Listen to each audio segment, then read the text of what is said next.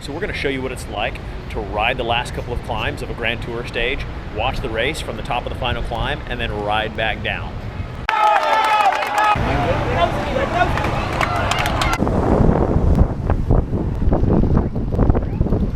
So it was only 36 miles from my hotel to the top of the final climb, but that did include almost 7,800 feet of climbing. Our story actually begins with 5K left in the first of 2 climbs of the day.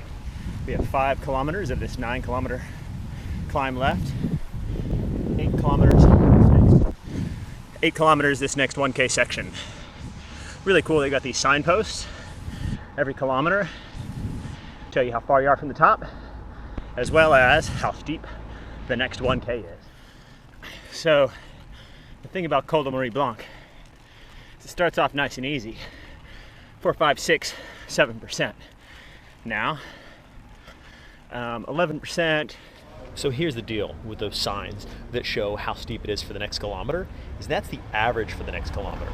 So if you're looking at a section that says it's 10%, there might be a 3 or 4% section in there, and then there might be a 14 and 15% section in there. So that 9%, 10%, that's the average. Okay, most of the way up Col de Marie Blanque, we've got a beer garden. Bonjour! So we are in the last kilometer of Col de Marie Blanque. It's 12% this kilometer, which maybe is, I guess, a tiny bit easier than the previous kilometer, which was 13%. And here is the summit of Col de Marie Blanque. Then down on the other side to Col d'Aubisque.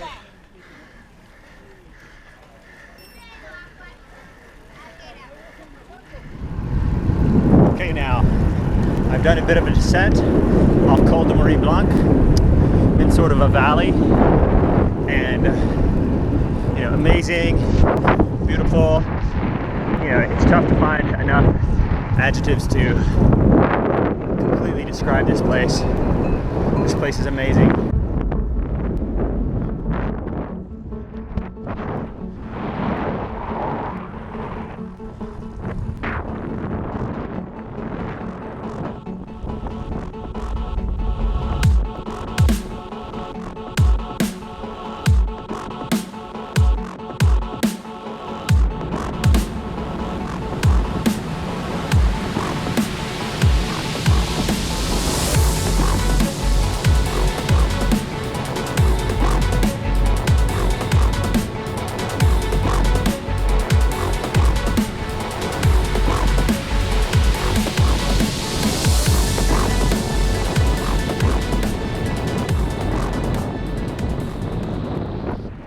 Okay, we are at the bottom of Col d'Aubisque.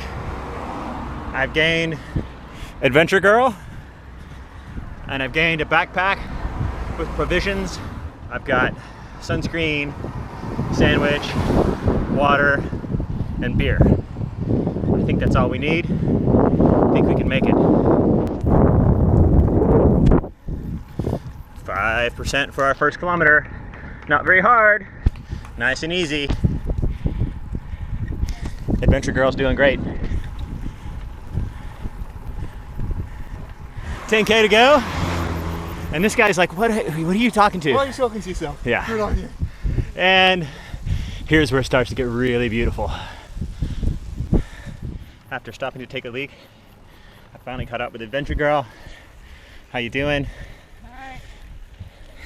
Need any provisions? Nope, I'm good. Okay. Okay, obviously a lot of Valverde supporters here.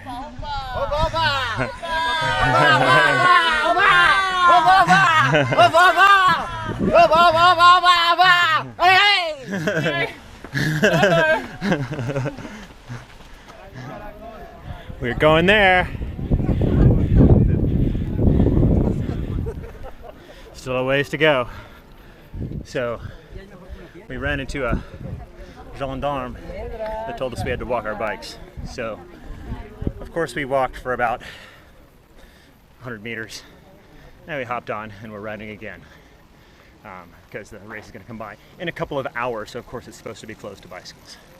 But we're doing just fine.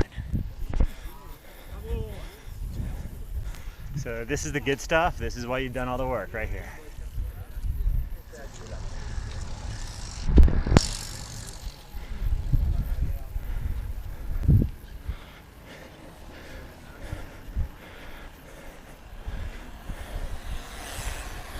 Okay, we just passed the 500 meter to go banner. Got some tough little switchbacks right in here. Some tough little switchbacks.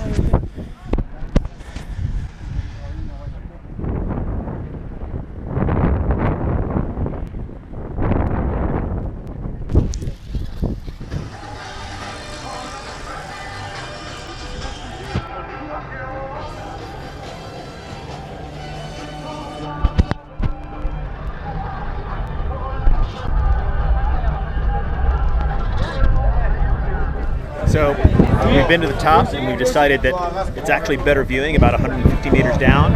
So we've come 150 meters down and I'm having a beer and we're just waiting for the race to come by, probably another hour.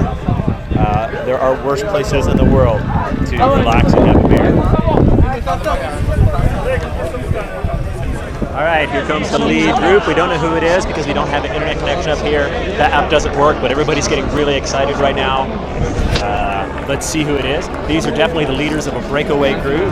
This isn't the main bunch with Froome and Quintana.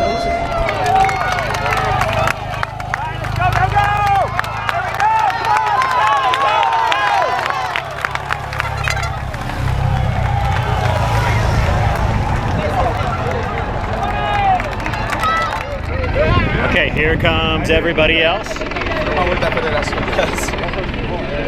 These look like the leaders coming up. Let's see who it is.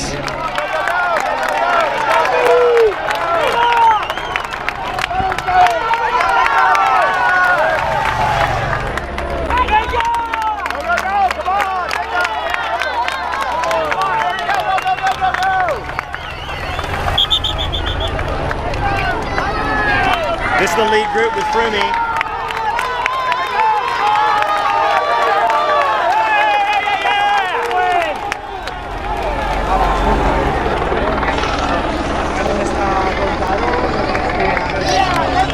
Quintana were in that group. That was definitely it for the leaders. Anybody else is going to be in the gruppetto. We'll see how far behind they are. So something you'll notice when you come and see these big mountain stages in a Grand Tour is that the leaders, when they finish on this mountaintop finish, they immediately put on a jacket, get something from their, probably a bite of a snack, a soda or something. They start coming down. They start coming down the mountain. Like the gruppetto hasn't even finished yet. The gruppetto hasn't come by yet, but yet the leaders, they're down the mountain. They're going down. They want to get to the team bus. They want to get to recovery, and that makes sense. It's the first time you see it. It's kind of surprising to see guys coming down when other guys are still coming up. And if you're one of the guys that's coming up, it's got to be a little bit heartbreaking to see guys already coming back down the mountain. So this is the gruppetto. Bravo! Bravo!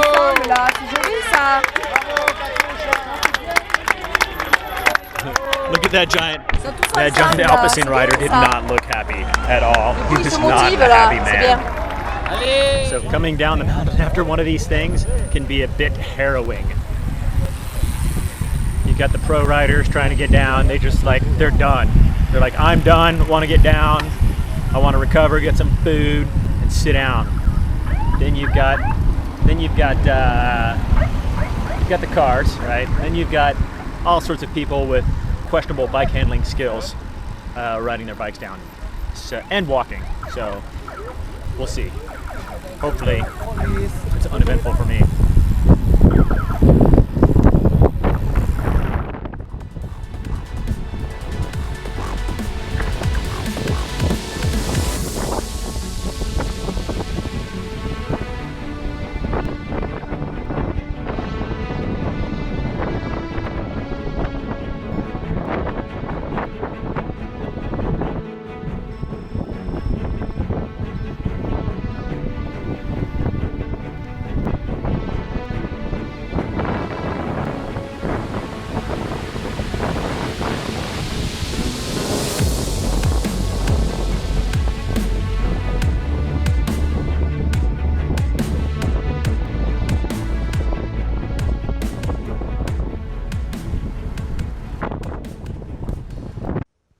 So obviously I made it down the descent just fine.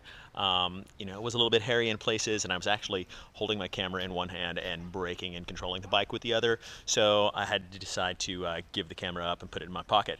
For a while, I was following the Dimension Data car and following them through all the people, and that was great because they sort of cleared the way, and I just followed right through them, and it was a good time.